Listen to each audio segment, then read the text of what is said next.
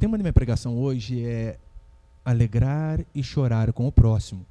Como eu tenho falado para os irmãos, Paulo ele gastou 11 capítulos falando a respeito de doutrina, e a partir do capítulo 12 até o final, no 16, ele vai falar só de coisas práticas, de como nós devemos nos comportar, seja no trabalho, na faculdade, na escola, no meio social ao qual nós somos inseridos.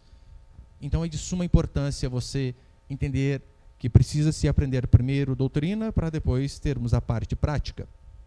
Romanos 12, versículo 13, só da semana passada para a gente relembrar um pouquinho, diz assim: compartilhai as necessidades dos santos, praticai a hospitalidade, abençoai os que vos perseguem, abençoai e não amaldiçoeis. Semana passada eu preguei sobre esses 2 versículos e eu disse sobre a importância de ajudar os irmãos na fé, nas suas necessidades físicas mesmos, né? Seja de alimento, seja de roupa, de moradia, de todas as coisas necessárias. Este é o mandamento que Paulo disse para mim e para você. Eu falei sobre como ajudar os irmãos na fé, falei sobre abençoar aquele que nos persegue, que você pode ver que esse é um mandamento que a pessoa ímpia ela jamais vai conseguir fazer. Nós que somos filhos de Deus, às vezes a gente soa frio para abençoar aqueles que nos perseguem. E é este o mandamento da Escritura para mim e para você. E o sentido literal, eu expliquei aqui a semana passada, de abençoar é falar bem daquele que vos persegue. É aquela jararaca da sua vizinha que vive falando mal de você. Não retribua o mal com o mal, é o que diz a palavra do Senhor. Muito pelo contrário, haja diferente. E lembrando, aqui não tem nada a ver com o sentimento. Não é eu sentir que eu tenho que tratar o outro bem. Se a pessoa trata você mal, você jamais vai se sentir bem para retribuir de forma diferente. Mas mesmo que você não sinta-se bem, o mandamento é: abençoe e não amaldiçoe. E hoje eu vou pregar sobre o versículo 15 e 16. Se você puder acompanhar comigo, diz assim a palavra do Senhor: alegrai-vos com os que se alegram e chorai com os que choram. Tende o mesmo sentimento uns para com os outros. Em lugar de seres orgulhosos, condescendei com o que é humilde. Não sejais sábios aos vossos próprios olhos. Até aí só tá bom. Olha para cá, por favor. Põe o primeiro ali, Marcos.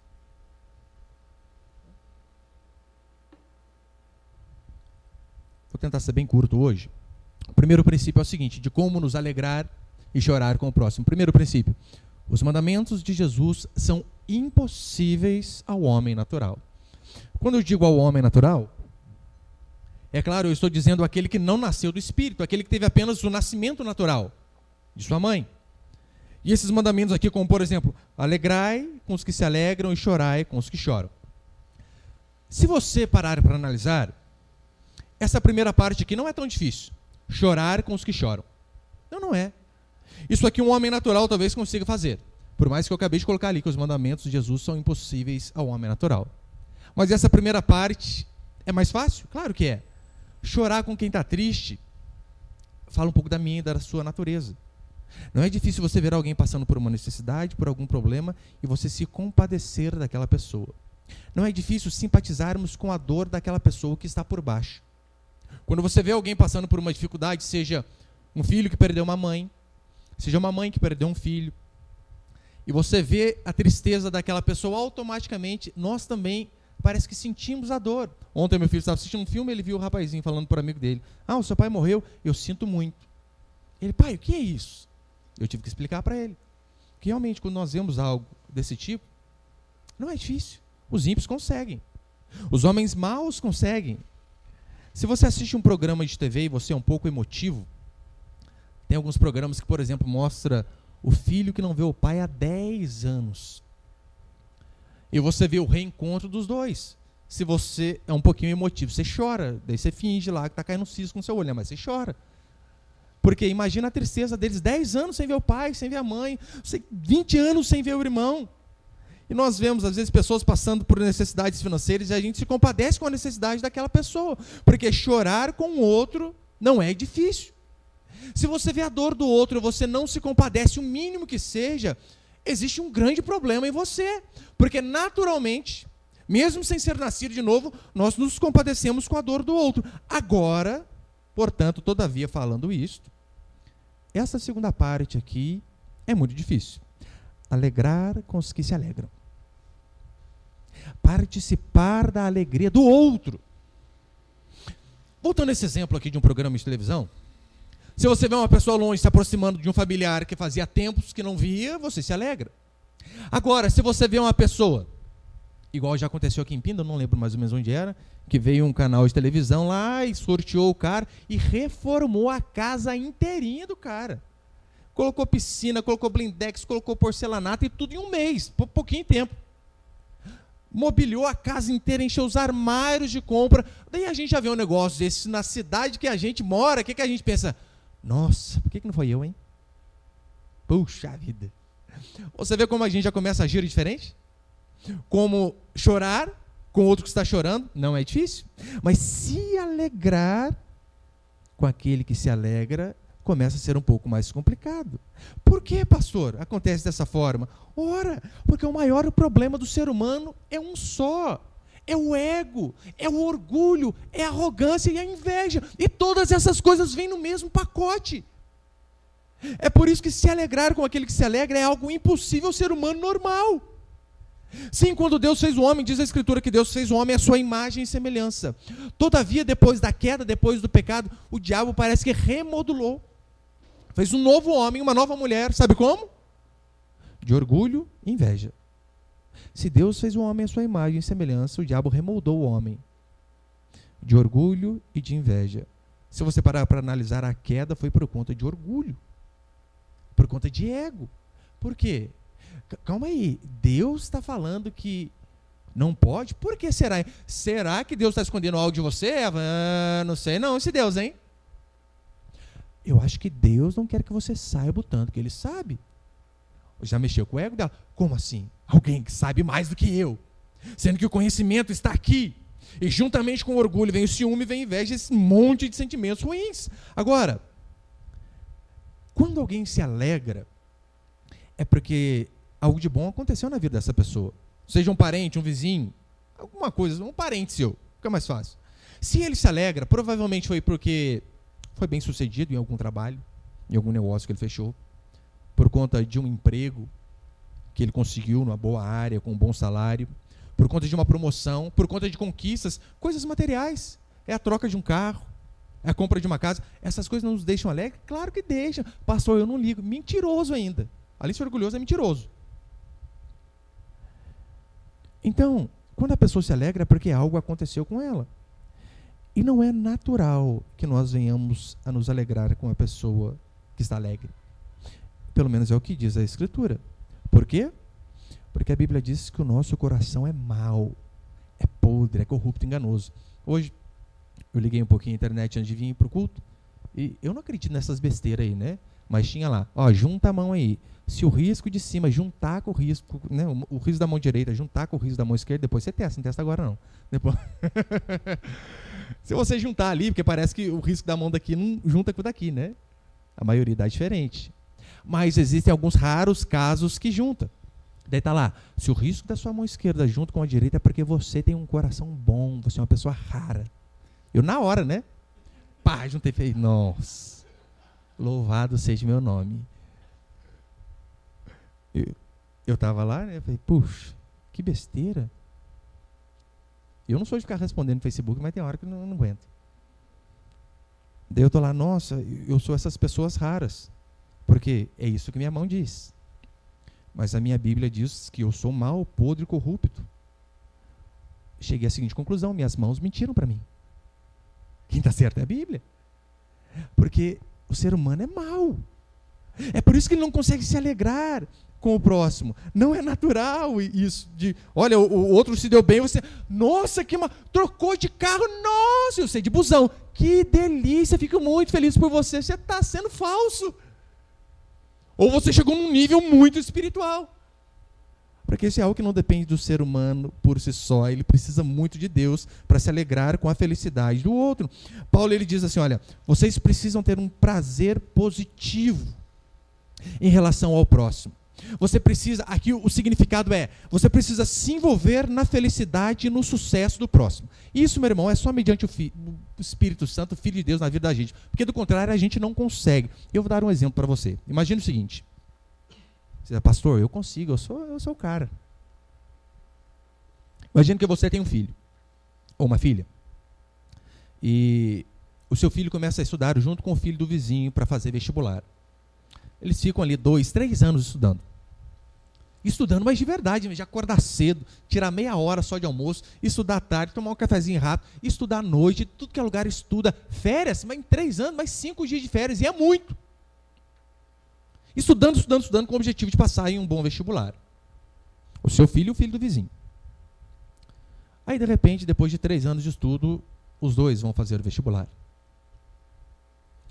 Você é crente, o vizinho é ímpio, mas seus filhos estudando juntos. Eles fazem o vestibular e depois de uma semana sai o resultado. Você vê a casa ao lado do seu vizinho, mas soltando foguete. E pau, viva Tranca-Rua, Exu nos ajudou a passar a prova. Ímpio, mas com força.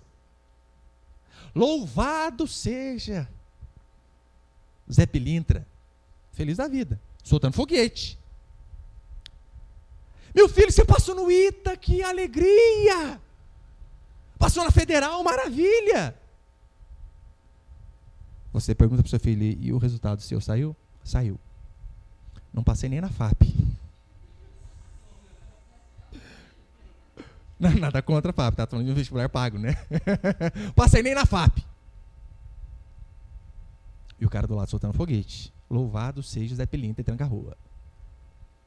Daí passa um pouquinho, bate no seu portão lá. Toque, toque, toque. Não, daqui a pouco esse pensa que está chamando, né? Bate lá. Daí vem o filho do vizinho com um sorriso aqui, dizendo, olha, o seu filho está aí, queria falar com ele. Daí, primeiro já sai, você quer aquela bica escorrendo de lágrima aqui, né? Porque, não foi nada, tem nada. O que foi? Então, amanhã eu vou fazer uma churrascada, mas daquelas aqui em casa. Meu pai mandou matar um boi para comemorar a minha ida para a faculdade, que eu passei no vestibular. Você ia? Ia nada, você arrumava uma doença, duvido que não. Não, eu vou estar doente amanhã, não dá. É difícil ou não é difícil alegrar com os que se alegram? É por isso que precisamos estar muitos, mas muitos cheios de Deus, porque somos tendenciosos a diminuir o sucesso do próximo. Somos tendenciosos a colocar o outro sempre para baixo. Ah, mas também, claro que está tudo certo na vida dele. A família que ele tem. Olha a estrutura que ele tem. Olha o quanto os pais dele ganham. Se não for alguém na vida também pode parar. Queria ver se fosse igual eu aqui. Pobre de maré desse. E a gente sempre tenta fazer o quê? Desqualificar o sucesso do outro. Se a pessoa era exatamente igual a você, sabe qual é o argumento que é normal a gente usar? Teve sorte. Isso aí teve sorte na vida. Mas a tendência é sempre diminuir o outro. É igual a historinha do peão a menos, não sei se você já ouviu. É aquele jogador, ele vai jogar xadrez, ele sempre tira um peão e diz assim para o adversário dele, eu vou começar com um peão a menos. Daí você pensa, por quê? Porque ele é generoso? Não. É porque se ele perder, ele diz, também comecei com um peão a menos. Se ele ganhar, e olha que eu ganhei com um peão a menos. Mas sempre desqualificando o outro. Mas eu estou jogando videogame lá em casa, tem 2 controles, e tem um que o botãozinho mudar o cursor lá é errado, né? Você tem que apertar bem forte. E meus 2 filhos mais velhos jogam melhor do que eu. Daí toda vez que eu vou jogar, eu falo, o controle bom pro pai. Isso que serve mandar na casa, pelo menos, né? O controle bom é o meu. Mas é sempre a mesma coisa. Se eu ganho deles, também, pai, com o controle bom. Se eles ganham de mim, nossa, ganhei do senhor com controle ruim. Você percebeu que é sempre assim? Sempre diminuindo o outro.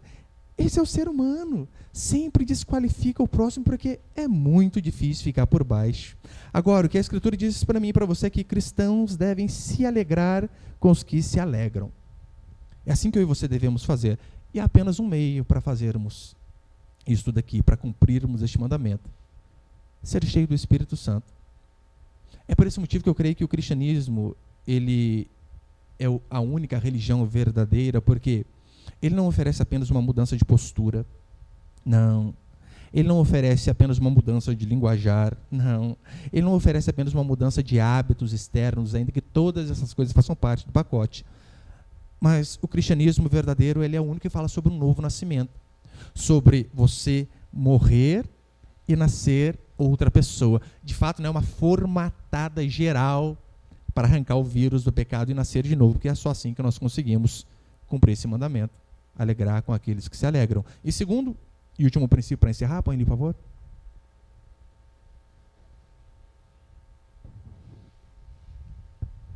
Segundo e último princípio, cristianismo não rima com arrogância. Nem a rima mesmo, né?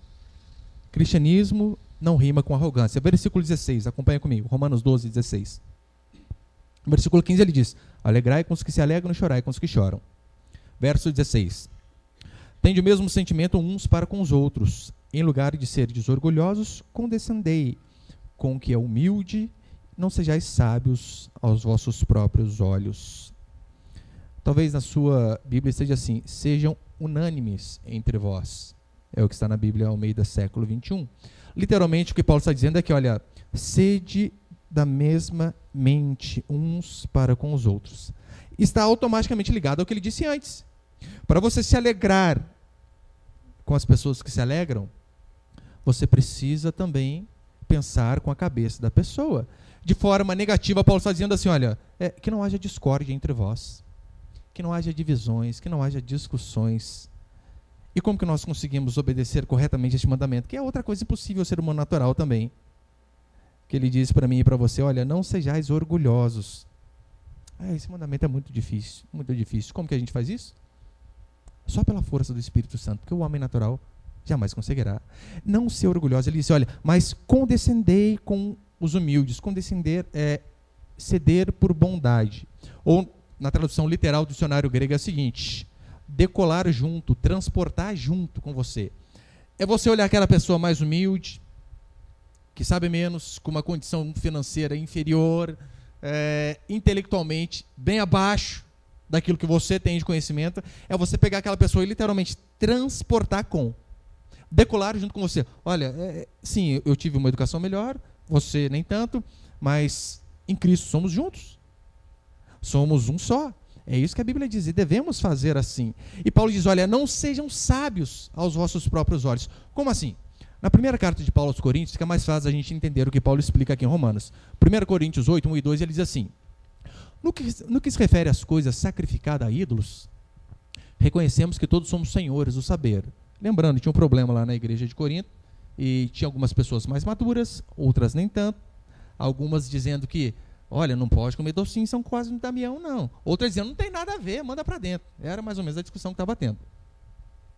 Para ficar mais fácil a analogia de entender. No que se refere às coisas sacrificadas a ídolos, reconhecemos que todos somos senhores do saber. O saber ensoberbece, mas o amor edifica.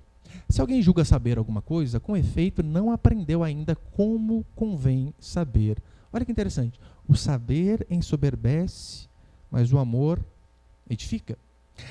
Esta é a forma que Paulo começa a tratar aqueles irmãos, porque alguns, por serem mais inteligentes do que outros, porque você sabe, intelectualmente não há socialismo na igreja, no trabalho, em lugar nenhum. Uns são mais inteligentes que os outros, isso é normal. Mas Paulo, para corrigir esse problema, ele diz assim, olha, aqueles que sabem mais, não menosprezem, de forma alguma, aqueles que sabem menos. Talvez você teve uma oportunidade de aprender mais, coisa que ele não teve, ou ainda que naturalmente você seja mais inteligente. Lembrando, a sua inteligência não provém de ti, quem deu a ti foi Deus. Portanto, não há por que se orgulhar. É o que ele diz, o saber ensoberbece, mas o amor edifica.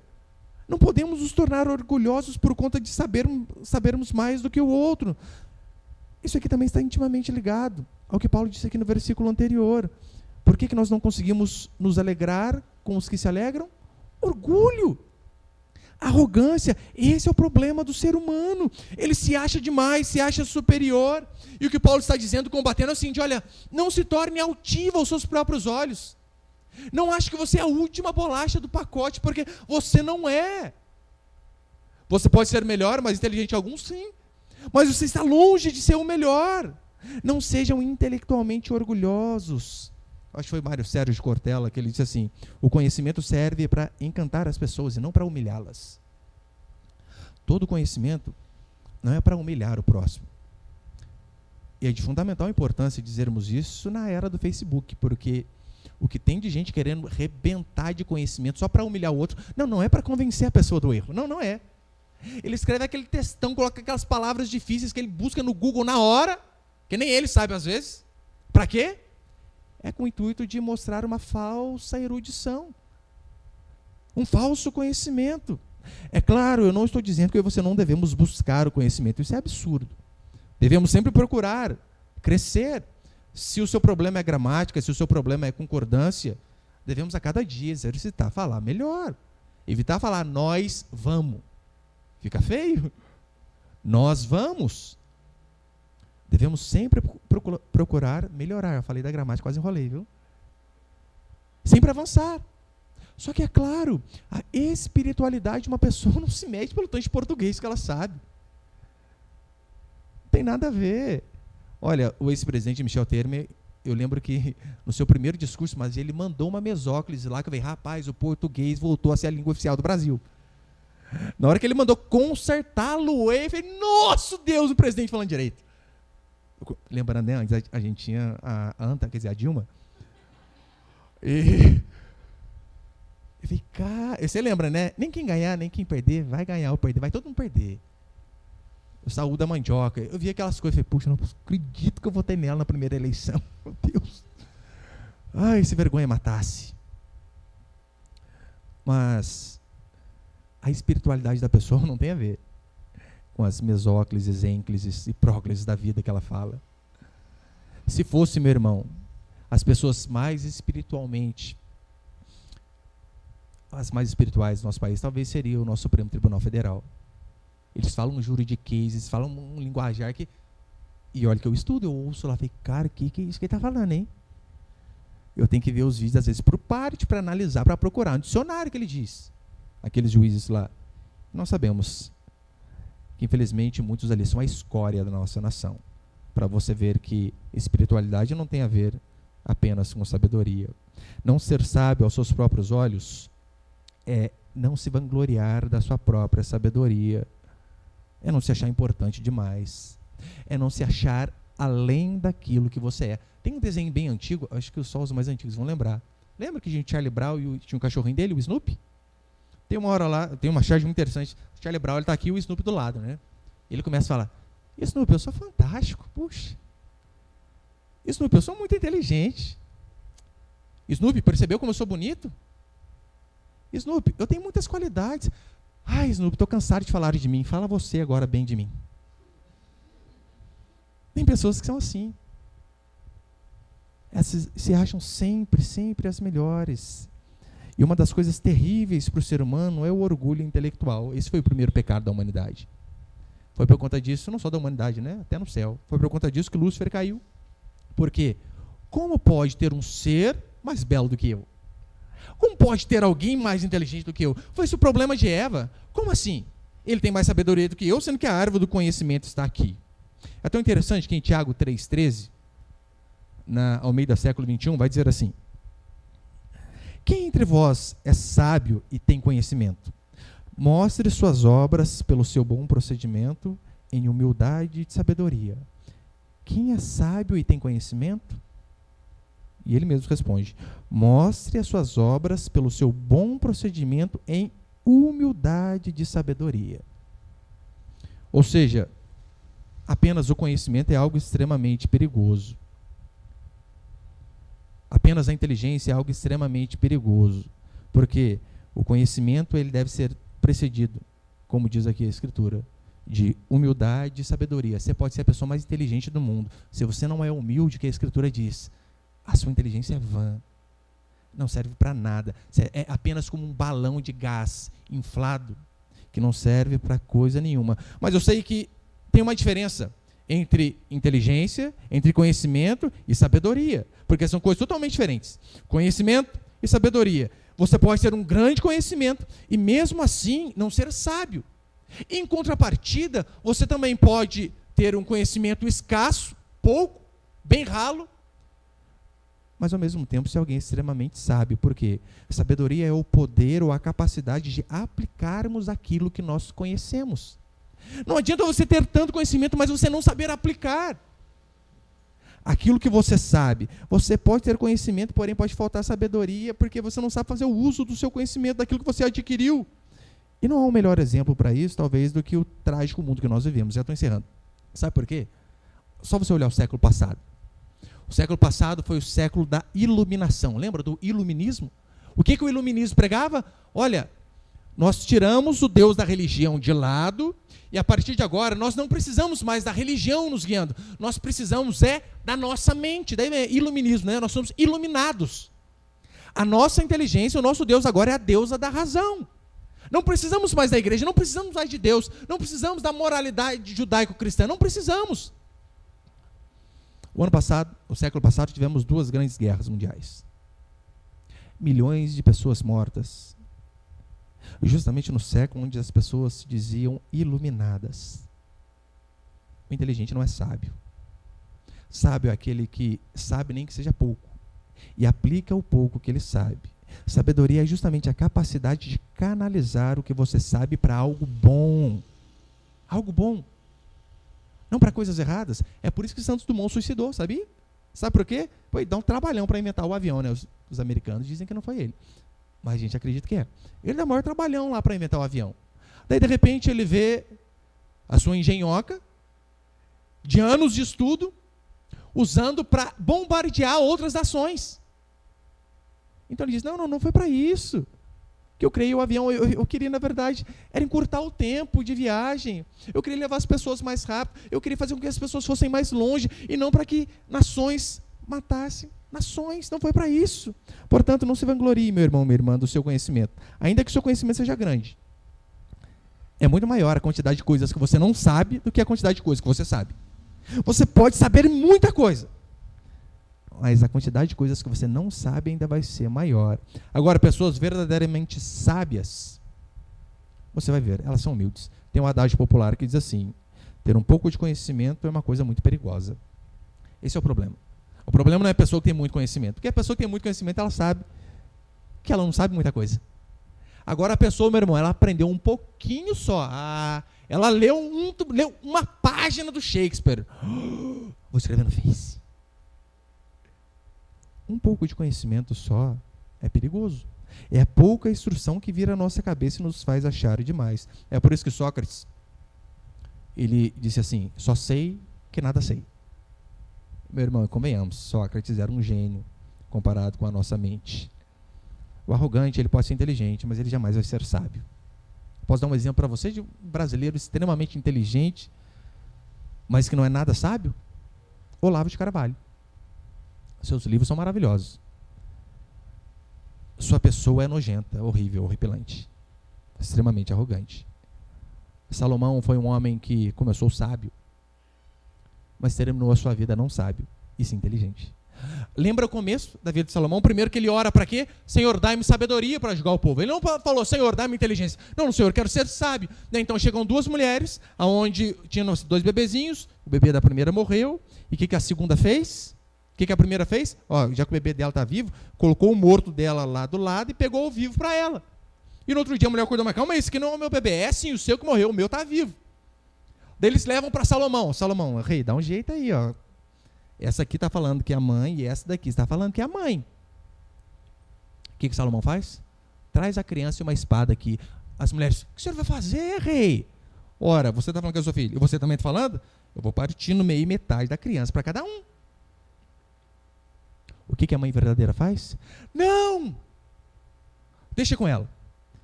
Eu prefiro meu filho com ela mais vivo do que comigo e morto. E automaticamente Salomão vai e diz, não, essa aqui é a mãe verdadeira. Essa aqui. Porque ela se preocupou de verdade com a criança. Porque a outra nem ligou. Não, metade está bom. Ela estava morto já, né? Pelo menos morre o da vizinha. Isso é sabedoria. Mas ele terminou a sua vida como um miserável inteligente. Pastor, como assim miserável inteligente? Porque ele se afastou dos conhecimentos de Deus e de aplicar aquilo que ele sabia. Ser sábio aos próprios olhos é estar à beira do abismo. Já estou encerrando, Provérbios 16 diz assim, a palavra do Senhor. Provérbios 16, 18 e 1 Coríntios. A soberba precede a ruína e a altivez de espírito a queda. Ou seja, o orgulhoso, o arrogante, ele está subindo e o precipício já está do outro lado. É facinho de cair. 1 Coríntios, Paulo vai dizer assim, aquele, pois, que pensa estar de pé, veja que não caia. Percebeu que Paulo disse, olha, aquele que está de pé, cuidado para não cair. Não, aquele que pensa. Aquele que acha que está de pé. Cuidado para não cair. Como que nós fazemos então para evitar o erro da autossabedoria de achar que somos os melhores? Primeiro, você não pode ir para outro extremo. Qual extremo? Ah, pastor, já sei, eu vou sair do culto hoje até curvado de humilde, assim, ó. Vou embora olhando para baixo, até porque o pastor falou que eu não posso andar com o nariz empinado. Não é isso. Não é para um extremo, não é uma humildade fingida. Isso é abominável. Mas o que você temos que fazer é o que o profeta Miqueias diz. Antes, humildemente com teu Deus. É a única forma de não cairmos no pecado da soberba, da arrogância. É andarmos humildemente com o nosso Deus. É olhar para Jesus. Lembrar do que Paulo diz. Mesmo sendo Deus, não julgou como usurpação ser igual a Deus. Antes a si mesmo se esvaziou, se humilhou e assumindo forma de servo. Foi obediente até a morte, morte de cruz. Esse é o exemplo. O Rei da Glória, o Senhor do Universo, se submete a José e Maria. É interessante que o Evangelho de Lucas diz que em tudo lhes era submisso. Você consegue imaginar? Jesus obedecendo Maria e José em tudo? Em tudo? Exatamente em tudo. Esse é o exemplo. Para encerrar, você pode ir só para o finalzinho da Bíblia comigo, ali em Tiago 13? Vamos só terminar de ler essa passagem que é fantástica. Tiago capítulo 3, versículo 13. Fica lá no finalzinho da Escritura, meu irmão. Você vai passar aí. Se quiser até abrir em Apocalipse, voltar melhor. João, Pedro, Tiago. Tiago 3, 13.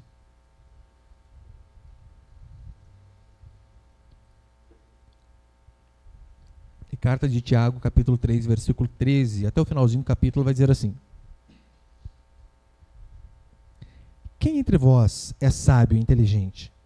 Mostre em mansidão de sabedoria, mediante condigno proceder de suas obras. Ou seja, através das suas atitudes você precisa mostrar. Se pelo contrário, tende em vosso coração inveja, amargura, sentimento faccioso, nem vos glorieis disso, nem mentais contra a verdade. Essa não é a sabedoria que desce lá do alto, antes é terrena, animal e demoníaca. Olha que coisa. A sabedoria daqui é demoníaca. Qual sabedoria? Aquela que tem inveja do outro, que não se alegra com os que se alegram, que vive amargurado, sentimento faccioso. Não se gloria. Essa sabedoria é demoníaca. Verso 16. Pois onde há inveja e sentimento faccioso, aí há confusão e toda espécie de coisas ruins. A sabedoria, porém, lá do alto é, primeiramente, pura, depois, pacífica, indulgente, tratável, plena de misericórdia e de bons frutos. Ou seja, como a gente reconhece alguém sábio é através do seu comportamento, dos seus frutos. Imparcial, sem fingimento. Ora, é em paz que se semeia fruto da justiça para os que promovem a paz. O que Tiago está dizendo aqui, em outras palavras, é que a verdadeira sabedoria ela é pacífica, ela é mansa, ela é humilde. Ela não procura impressionar os outros. Ela não procura ser algo que ela não é. Porque tem muitos que dizem aquilo que não são, se vangloriam. Ah, mas eu tenho 150 livros lá em casa. Daí você pergunta, você já leu todos? Não. Já leu aqui metade? Não. 10%? Quase. Dos 5 que você leu, o que você entendeu? Entender assim é mais difícil. Daí a pessoa se vangloria, talvez, da biblioteca que ela tem, e não do conhecimento que ela possui. Mas o que o Tiago diz é que a verdadeira sabedoria ela é pacífica, mansa, ela é humilde. Ela não aparenta ser aquilo que ela não é. E assim eu e você devemos ser. Paulo diz em 1 Coríntios 15 que pela graça de Deus sou o que sou. É sabermos que tudo que temos e somos procede em primeiro lugar da graça de Deus sobre a minha e sobre a sua vida. Ainda que você se esforçou, ainda que você se dedicou, quem te deu essa capacidade para se esforçar e se dedicar foi o próprio Deus. O John Bunyan, um escritor cristão, ele diz assim: quem está no chão não precisa ter medo de cair. Em outras palavras, aquele que é humilde não tem por que ficar nervoso se as pessoas o chamam talvez de ignorante, porque ele sabe, ele está certo. Uma vez teve um pastor, ele falou para mim que ficou nervoso com as pregações da rádio. Ele disse: esse pastorzinho cheirando a leite. Eu faz 4 anos só que eu sou pastor, né? Nessa época acho que eu tinha uns 2 anos só. Esse pastorzinho cheirando a leite, os irmãos na hora. Pastor, viu o que o apóstolo... Era apóstolo ainda, hein? O senhor viu o que o apóstolo falou de ti? Viu o quê? O senhor é um pastorzinho cheirando a leite. Ele vai dar certo. Faz 2 anos só que eu sou pastor. Estou na fralda ainda, criatura. Vou ficar bravo com ele? Não vou. Eu e você devemos lembrar que tudo que temos e somos vem do Senhor. E que Deus possa nos dar a graça de entender essas coisas e de pô-las em prática. Por mais que saibamos que é difícil, se somos cheios do Espírito Santo, conseguiremos sim nos alegrar com os que se alegram. Porque chorar com os que choram é fácil. Mas que Deus nos dê a graça e sabedoria de aprender também a participar da alegria do outro, a ficar feliz quando o outro avança, a abençoar a cada dia mais quando alguém vem e diz para nós que foi abençoado. Eu sei que é difícil, mas se alguém contou uma grande bênção para você e você está lá por dentro se corroendo de inveja, o que a Escritura diz que nós devemos fazer é: ore para que Deus o abençoe mais ainda, e assim o Senhor vai tratando o nosso coração e os frutos do Espírito vão aparecendo em nossas vidas. Amém, meus irmãos? Você pode ficar de pé por um instante então, por favor?